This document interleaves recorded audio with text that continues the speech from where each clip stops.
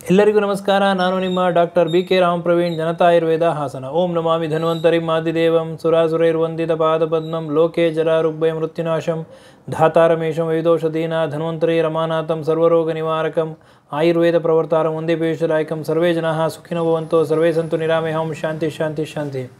ವೀಕ್ಷಕರೇ, ಮನುಷ್ಯನಿಗೆ ಅವನು ಕಾಯಿಲೆಯಿಂದ ಬಳಲ್ತಾ ಇದ್ದಾಗಲೇ ಆರೋಗ್ಯದ ಬೆಲೆ ಗೊತ್ತಾಗೋದು.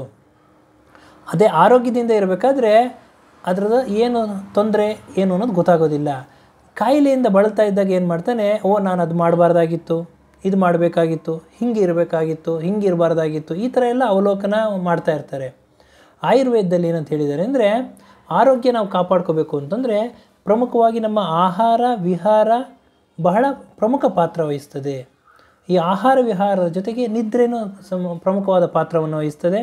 ಆಹಾರದಲ್ಲಿ ನಾವು ಯಾವ ರೀತಿ ಇರಬೇಕು ಅಂತಂದರೆ, ನಮ್ಮ ಜಠರವನ್ನು ಹೊಟ್ಟೆಯನ್ನು 3 ಭಾಗವಾಗಿ ವಿಂಗಡಿಸಬೇಕು ಅಂತಂದರೆ ತ್ರಿವಿಧ ಕುಕ್ಷಿ ವಿಭಾಗ ಅಂತ ಆಯುರ್ವೇದ ಹೇಳಿದ್ದಾರೆ.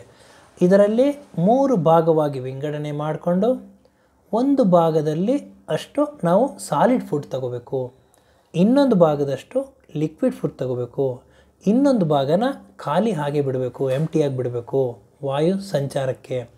ಈ ಒಂದು ಕಾನ್ಸೆಪ್ಟನ್ನು ಆಚಾರ್ಯ ಋಷಿಮುನಿಗಳು ಹೇಳಿದ್ದಾರೆ. ಅಂತಂದರೆ ಕೆಲವೊಬ್ರು ಏನು ಮಾಡಿಬಿಡ್ತಾರೆ ಅಂದರೆ, ಅವರಿಗೆ ಸಾಲಿಡ್ ಫುಡ್ ತುಂಬಾ ಇಷ್ಟ ಆಯಿತು ಅಂತಂದರೆ ನೀರು ಕುಡಿಯೋದೇ ಇಲ್ಲ, ಲಿಕ್ವಿಡ್ ಫುಡ್ಗಳನ್ನ ತಗೊಳ್ಳೋದೇ ಇಲ್ಲ, ಅದನ್ನೇ ಕಂಠ ಪೂರ್ತಿ ಊಟ ಮಾಡಿಬಿಡೋದು.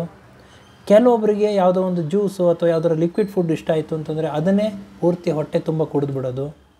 ಈ ಥರ ಎಲ್ಲ ಮಾಡ್ತಾರೆ.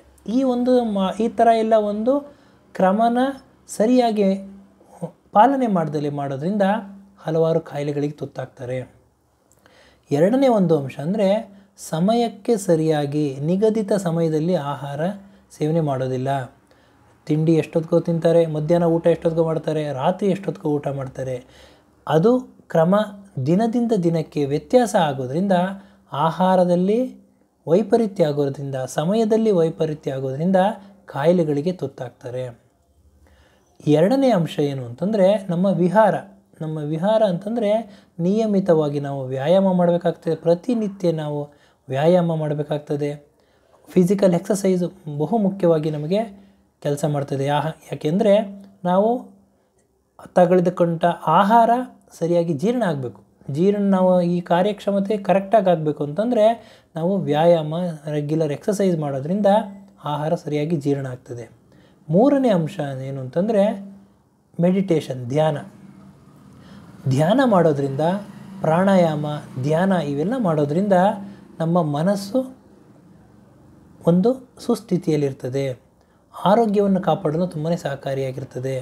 ಪಾಸಿಟಿವ್ ನಮಗೆ ಒಂದು ಫೀಲಿಂಗ್ ಬರ್ತದೆ. ಅದ್ರ ಜೊತೆಗೆ ಮನಸ್ಸು ಪ್ರಸನ್ನವಾಗಿದ್ದರೆ ನಾವು ಆಹಾರ ಸೇವನೆ ಸರಿಯಾಗಿ ಮಾಡ್ತೀವಿ, ಸರಿಯಾದ ಸಮಯಕ್ಕೆ ನಿದ್ದೆ ಮಾಡ್ತೀವಿ, ಸರಿಯಾದ ಒಂದು ಕ್ರಮದಲ್ಲಿ ಎಕ್ಸಸೈಸ್ ಮಾಡ್ತೀವಿ. ಇದೆಲ್ಲ ಮಾಡೋದ್ರಿಂದ ಆರೋಗ್ಯವನ್ನು ಕಾಪಾಡ್ಕೋಬೋದು ಅಂತ ಹೇಳ್ತಾ ಇವತ್ತಿನ ಈ ಒಂದು ಸಂಚಿಕೆಯನ್ನು ಮುಗಿಸ್ತಾ ಇದ್ದೀನಿ.